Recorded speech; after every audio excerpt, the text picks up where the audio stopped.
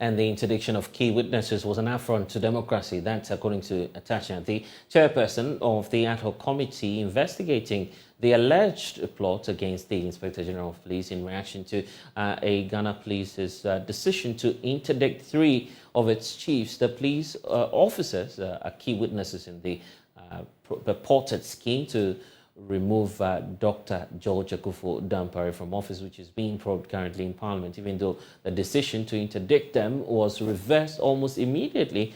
Mr. Samuel Atacha believes that the decision appeared as though the witnesses were being intimidated. He spoke to MFR Powell on Probe last night.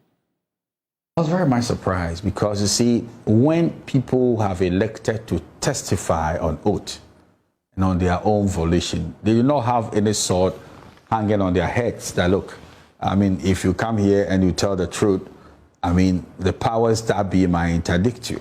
In fact, if they knew that they could be interdicted, they won't come and testify. So if we are not careful, you are on the verge of interfering witnesses, blackmailing them or intimidating them. Because if the other police officers who should come before the committee to testify, and we have this clear understanding that, oh, if you open your mouth now, you'll be interdicted. Then the committee will be deprived of the benefit of witnesses who help us and aid us to come to the conclusions in terms of the findings of fact and the rest of it. So it was very, very serious. Did we see that as more like an interference of the job of the committee? No dispute about it. It was a raw and direct interference with what the committee was attempting to do. Because we depend on these witnesses to work. If you care to know, it is their testimonies that we are supposed to listen in total and get to some conclusion. The people who were purported to have been interdicted were in the middle, or if you like, the beginning of their testimony. Is it an attempt to blackmail them into keeping silent? Do you want to gag them with the fear of they being dealt with if they speak some more? And what is the interdiction supposed to achieve? When a committee of parliament has invited them, they didn't come to the committee on their own volition. They are obeying the powers of an arm of government as enshrined in the constitution. A few people come to terms with the fact that when a committee of parliament is sitting, by the terms of the constitution, they have the status of a high court. They can bring witnesses to the committee, they swear them on oath and the rest of it. So it was an affront to democracy that anybody attempted to, interdict the individuals whilst they were beginning to testify in the matter. And then almost immediately, almost like 24 hours, we saw a reversal of it. Did your committee interfere in any way? Do you know what led to that reversal? Well, I think it dawned on those who took the decision. I don't have any insider dealing as to how the decision was taken. But whoever took the decision, and maybe the kind of public uproar that greeted that singular decision of interdiction, they realized that it was a very serious mistake, and they were good enough to reverse it. So far, I'm glad that they saw how serious the interdiction vis-a-vis the committee's work was. And they decided that they should suspend the interdiction. And it's good for everybody. Well, Mr. Atacha also took the opportunity to settle the matter on whether or not the IGP would appear before the committee. On Tuesday, all the individuals who had done what I would call the preliminary talking on oath will come back with their lawyers. Chief Bugrinabo, COP Alex, yes. George Mensah, yes. Emmanuel JB, yes. George Asare. Sure, the 4 of them. They should come back with their lawyers. And also, the most prominent person whose name is being bandied about, the IGP himself. So the IGP himself should also come with his lawyers. On Tuesday? On Tuesday. An invitation has been sent to him already? We've sent every invitation to all those who matter. We're giving them all the videos that we have transcribed on paper. You're giving the transcription to them. We've also done what is very, very needful. All the proceedings captured so far, we've given it to them so that they will know who said what and who said what before they appear before us. Why specifically do you need the IGP in all this? Really? Well, because grave allegations have been made against him. Grave, of serious consequences. And I kept telling people that the committee is not the forum to appoint an IGP. That's the first instance. And we do not have malice aforethought against the IGP. The IGP's distraction is no benefit to the committee. But we won't sit down for the IGP to be disgraced and insulted without giving him a hearing. But by inviting him to, does it not hurt the institution, the Ghana Police Service? No. No. That's the thought of some people. Well, that is very banal, because you see, if we give the IGP the opportunity to hallow his name, then that is the way democracy should go. But his image, the reason why you are inviting him, we heard all that in public. Yes. Now you're giving him the opportunity to hallow his name in camera. Yes, because of what we consider as national security consideration. If it becomes very necessary to let the IGP speak to the cameras, why not? I'm saying that... At what point will it become necessary? Because most of the after, allegations were made in public. Well... It's out there already. Well, the allegations have been made, some serious allegations have been made in public, but the substance of the allegations have not been made in public.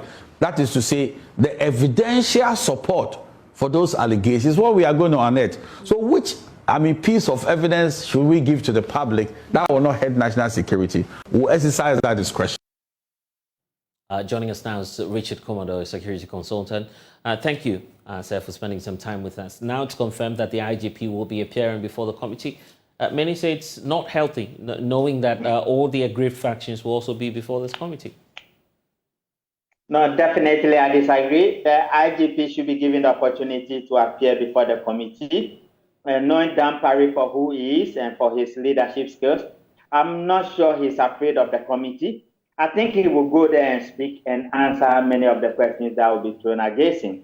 Remember, considering the fact that most of the things that were said on the tape were against his person and his role as an IGP, inviting him to the committee at this particular crucial time is just the right thing to do. The decision to make that an in-camera hearing is beginning to raise concerns. The fact that the IGP should also be given the same opportunity his accusers were giving. Just to clear the air on all matters. But it doesn't look like that's what will happen based on what we're hearing from the committee chair. Definitely. I was disappointed they don't want to make the IGP's hearing a public section. We want to hear the IGP answer those questions publicly. We don't want any third party to come and tell us what has been said and what has not been said. We want to see the IGP speak to the issues publicly. I would have loved to hear the IGP publicly speaking, addressing all the issues that were raised against him, giving him a hearing in camera. That I was disappointed in the first place, and I don't think that is the right thing to do. Blessed, I can tell you, there's nothing the IGP will say that will frown on national security. After all, many of the critical things were said on the tape, and those were the national security red flags. And giving the IGP the opportunity to speak, we should be mindful that he's the head of the Ghana Police Service, and putting him behind in some dark room to speak about issues where nobody will get to hear. I'm a little bit disappointed in that one. The suspension of the interdiction, now we're seeing, Bugri Nabuhu would also be appearing before the ad hoc committee and all of that. Do you see that unifying the Ghana Police Service now, unlike before where many were scared that, that single decision would have caused so much damage to the service? You see, considering what is on the tape and what we've seen so far, the public hearing, anybody with a security intelligence operations background will tell you that the IGP has three options. The first one is to interdict them, which he did. The second one is to sack them uprightly. And the third one is to put them before the law court. Having said that, he triggered the first one by interdicting them. And I was happy that the interdiction letter was rescinded. If I was to be one of them, particularly my brother JB, who has the cybersecurity department, I would have resigned. Because you know why? When you are interdicted, you can play the NDC MPP politics. Sometimes it doesn't bring you back. Many people have been interdicted. Governments have changed. IGPs have changed. They've been to court. The court said they should reinstate them. It never happened. And for him losing all his entitlements and pensions and benefits, my heart goes out to him. And if I were him or I had opportunity to advise him, I would have just said, brother, you know you crossed the red line. In line with police administration and the standard protocols that set up the law enforcement agencies, you crossed the red line, and entrapment has been set for you, and indiscretion led you to cross the red line, and you better resign. Other than that, even if you take away Dampari, you can't be interdicted by any other IGP, and that will not be looking good for my brother. Okay, but the service itself, do you see them in a better, much more better position now, knowing that all this will die down? You know, the service, the morale within the service will just bounce back.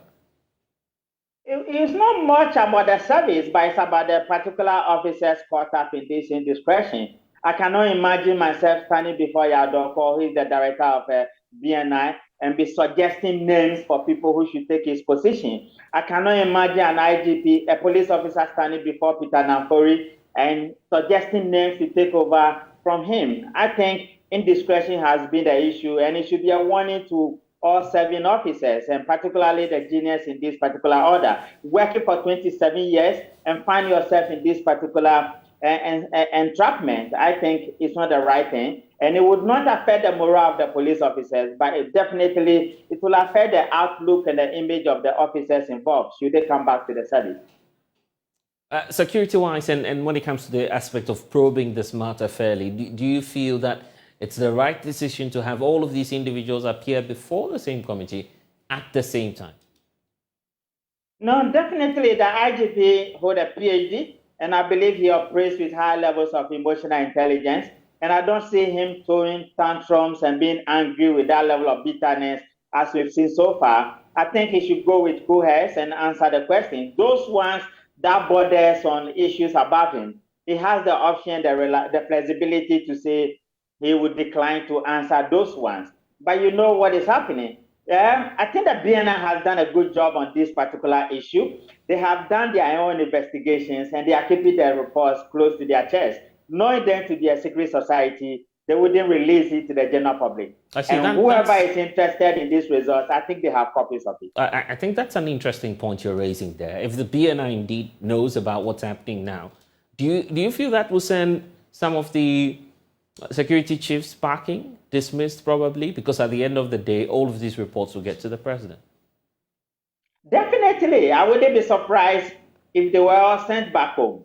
And the interdiction letter that was sent, nobody should be happy and nobody should go have a party. And there might be people who are interested in this particular case.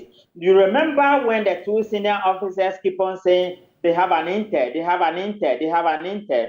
It was one of the probings that led to the fact that it was when they got to the BNI that the name Ashanti came up, which means that independently, they were not able to crack whatever happened to them and how they were caught up in this evasive entrapment.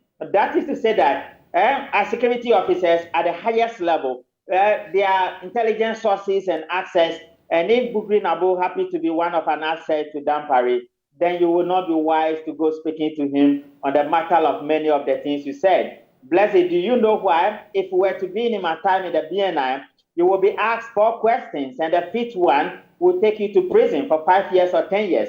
And the questions are going to follow this way. Do you know you are a law enforcement officer? Yes or no? Do you know Bugri Nabu and know he's a politician? Yes or no? Do you know his office and have you been there before? Yes or no? Did you speak to him about yourself and issues regarding the security agencies, either the one you work directly in or some other one? Yes or no? If your answers to these questions are yes, nobody will bother to set up a committee for you and ask you whether the tape was dotted and whether did he say almost everything on the tape. You know very well at that point you have crossed the red line and you should be praying to God for mercy. Okay, so what it does mean is that per the code of conduct for these police officers, they've already violated it one way or the other.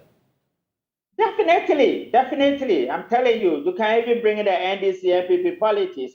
Everybody who works within the law enforcement agencies, you know definitely you have crossed the line. And you know when you join security intelligence, there are 4 things they teach you. 1, you have to be invasive. Number 2, you have to learn how to escape an entrapment.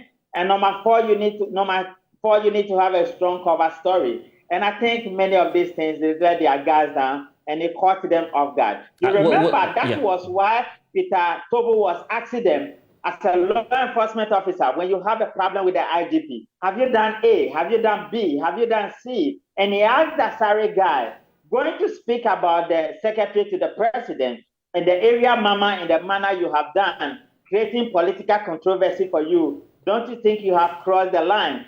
And they should be thankful to the committee chair who sometimes step on their toes to say, don't say, they are setting a trap for you. But because of the levels of anger, they don't listen and they are tempted to speak more. If I were to be in that position, I would have said, hey, this is an indiscretion. I find myself at the wrong side. I take fully responsible for my actions and I'm asking for mercy. Okay, that's it about the senior officers. The IGP claims subsequently we've seen in videos circulating on social media, allegedly, where some claims were made that, for instance, there are some contracts that are being given individuals such as Bogrinabu purportedly being paid by the Ghana Police Service.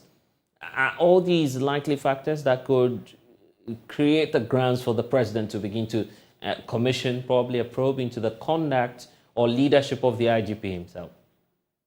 There are two things involved. If anybody tells you Bogrinabu is being paid 10,000 Ghana cedis by the IGP, so it's an offense, then these guys are naive and they have just woken up from sleep. The director BNI has so much money at his disposal and the CID boss has so much money at his disposal.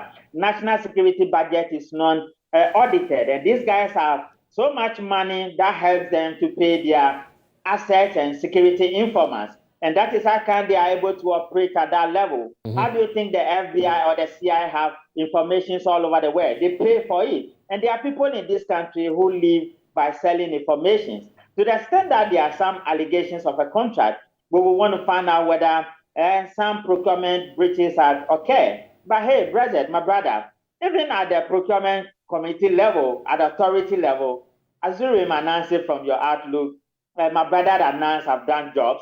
And we are aware that this is the way politicians behave. And I can also tell you that the state is struggling to get people to fill in positions at the highest level. The National Security Coordinator is a politician. The Director BNI is a politician. They struggled to get Dan Parry to become an IGP. And Apietu is one of the best police officers we have in this country. But you remember how he came and how he was thrown out. Then Opombwedu came with contract extensions, and then Dan Parry came. I can tell you on a fact that Dan Parry coming knows that he can be thrown out at any day. But whether you take out Dan Parry or you let him stay, we are struggling as a nation, and I think this is the first time this is happening to us. It's a wake-up call, and we will need to look through and fight our way through to streamline the operations of the national security as a whole. After tomorrow, what will be your expectation from the committee, first of all, from the IGP next, and from these senior police officers?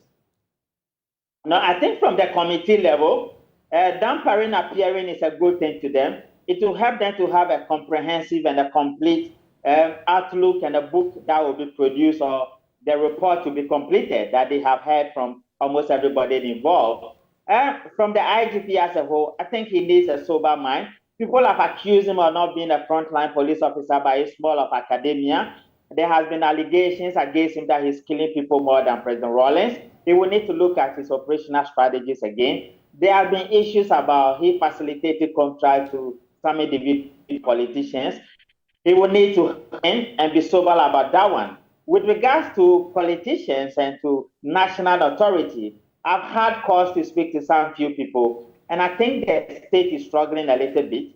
The big boys in the office of the president will need to sit up and streamline the operations of the national security institutions, or the coordinated activities of these institutions have to be looked at again. And I think they will come out strongly, and those who cross the red line will need to be sent home. Do you see that happening in this case, and who do you suspect might be going home at the end of the day? If they don't act now, you see, not punishable of offenses rationalizes bad behavior and promotes awkward attitude within law enforcement agencies in particular. The young ones are watching, and the onlookers are looking to see what is going to happen. If you allow them because they play NDC or MPP political party cards, we are in this country. The tables may turn tomorrow, and it creates problem for them as individuals, people will be looking at them with some funny eyes. And I think the proper thing to do in this circumstance is to resign and keep your heads alive. And it's striking, learning from the accounts that were given during the committee sittings, that the position of the IGP, you'd have to lobby for it. We need reform. No, I disagree. I disagree. I seriously disagree. I seriously disagree. You have to lobby for it.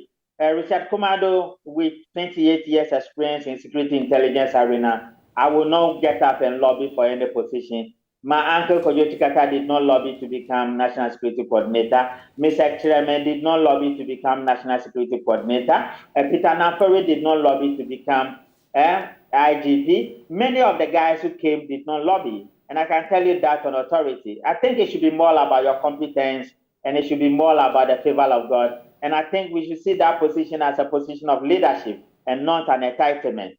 To say you are an NDC member or you are an NPP member, so you are lobbying for it, it means that you are not there to serve your country and you are there to play political cards. Blessed, if you remember, before every major elections, the law enforcement officers are allowed to vote a week before.